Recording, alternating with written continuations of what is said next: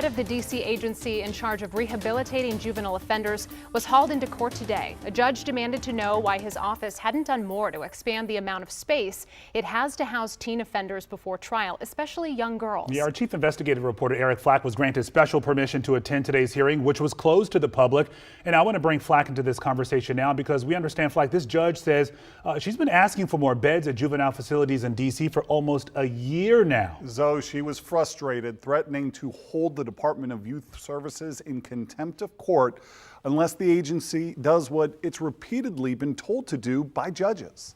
Department of Youth Rehabilitation Services Director Sam Abed left D.C. Superior Court Monday morning after facing tough questions from a frustrated family court judge who's threatening to hold the city in contempt of court for not adding more shelter house space for girls. A shelter house is a monitored group home for teens awaiting trial. It's not a lockdown like Youth Services Center. The teens can still go to school. They can earn home visits for good behavior. But Monday afternoon, Abed said shelter house space hasn't been an issue until recently. We have not had an issue of girls' shelter capacity until October.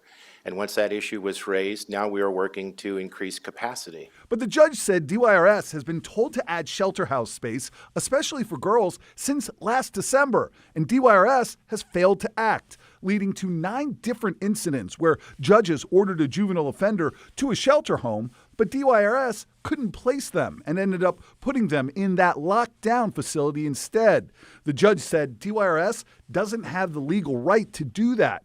There has been a, quote, historical problem with DYRS violating court orders, the judge told Abed, noting caseloads for judges hearing juvenile criminal matters has increased by nearly 40% over the last year. This is a problem that is not going away, the judge added. Doesn't seem to be. Abed told the judge DYRS is now close to signing contracts to add 18 to 24 shelter home beds to the system. But it's not clear how many of those are going to be for girls, specifically for girls. Contracting shelter bed homes for girls can be more difficult, Abed said, because most of these facilities are for boys. The judge is hauling DYRS back into court in about a month to make sure this happens, guys. Yeah, and this also highlights the problem that we're dealing with right now. More children who need the system. And the new trend is more girls who are entering the system as well, which is why we're kind of in this mess to begin with. And also this hot potato game of accountability, That's right? So it's frustrating. That's right. I mean, they held a big press conference. We don't have a shortage. We only started having a shortage in October. That's not the case. And the judge said we've been asking you to do this since January. It's maddening to try to follow this. Yep. Eric, thank you. Okay. Well, Mayor Bowser is adding more resources to DYRS to address the youth violence. Yeah, so the mayor declared 2 public emergencies today on the opioid epidemic and the crime crisis impacting our young folks. Ardelia Gonzalez is live right now outside of the Wilson building. And I understand this emergency calls for more places to shelter and detain youth offenders, right? That's right, and that goes into effect immediately. The emergency order calls for more resources in order to make all of this happen. The mayor says that it is just simply too dangerous for kids in our city to remain unchecked and unparented. Listen to these numbers. So far this year, 458 young people have been arrested for serious crimes, including murder. 151 juveniles have been arrested for carjacking, which represents a third of all carjacking arrests in the whole city.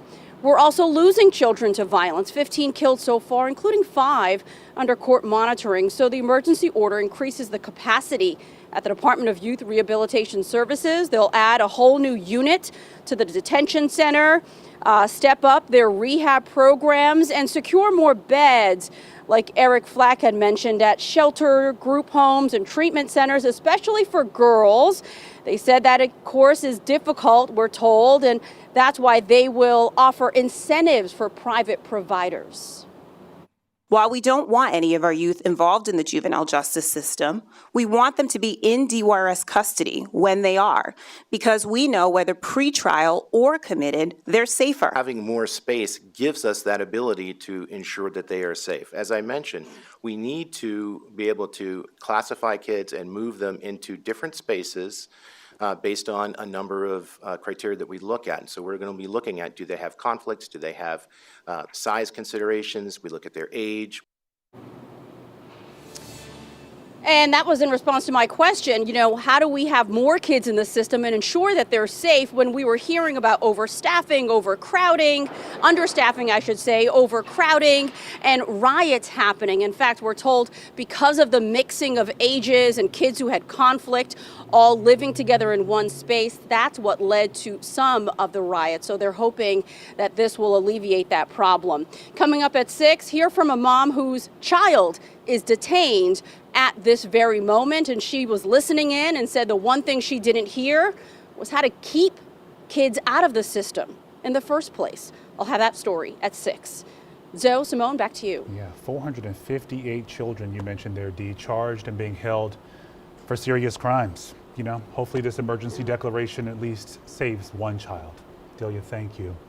And our team has led the way with extensive, in-depth reporting on DC's youth crime crisis. You know that. You can find all of our reporting inside the free WUSA 9 mobile app and on our website, WUSA9.com.